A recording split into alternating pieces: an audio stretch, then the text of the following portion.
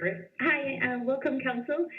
Mary Nang, Box 12. This is a letter from Jupiter the Producer I found on Facebook. Urgent fire code violation notice, 5th and Marine Drive fuel corridor. This is a formal complaint regarding the unmanaged camping infrastructure at 5th Street and Marine Drive, directly adjacent to the Wilcox Flegel petroleum distribution facility in Chevron. As a matter of public safety and municipal liability, the situation presents an immediate catastrophic fire risk that requires emergency intervention. Severe NSPA fire code violations, the continuous use of open flames, high temperature butane torch lighters reaching 2600 Fahrenheit, and heated materials inside this camp directly violates NSPA 30, Flammable and Combustible Liquids Code.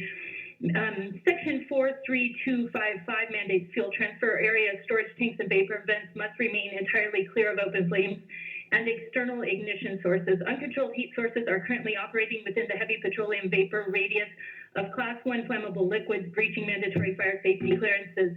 Municipal tort liability. By allowing known high-temperature ignition sources to remain inside a high-consequence fuel corridor, the City of Astoria faces severe exposure under Oregon public nuisance law. The city has an affirmative duty to abate foreseeable hazards on public easements that directly threaten critical infrastructure and public safety. Furthermore, the recent deployment of unauthorized illegal acoustic deterrence devices at nearby property managers demonstrates a breakdown of safety and order that violates local noise ordinances and invites private nuisance litigation.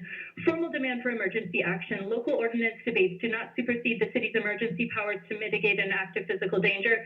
I formally demand that the City of Astoria immediately direct the Astoria Fire Department to inspect the camp's proximity to fuel lines and vapor exhaust zones, coordinate with the code compliance to enforce an emergency safety buffer, relocating individuals out of the fuel corridor's vapor ignition radius. Please confirm receipt of this notice and document the immediate actions your office will take to eliminate this catastrophic hazard. I'd also like to point out that there's a heightened cancer risk for people who work around fuel stations. And then additionally, inform you that the Bureau of Labor has invited lifeboat to arbitration as of May 18th. Okay, thank you, Mary, and thank you for the printed comments as well.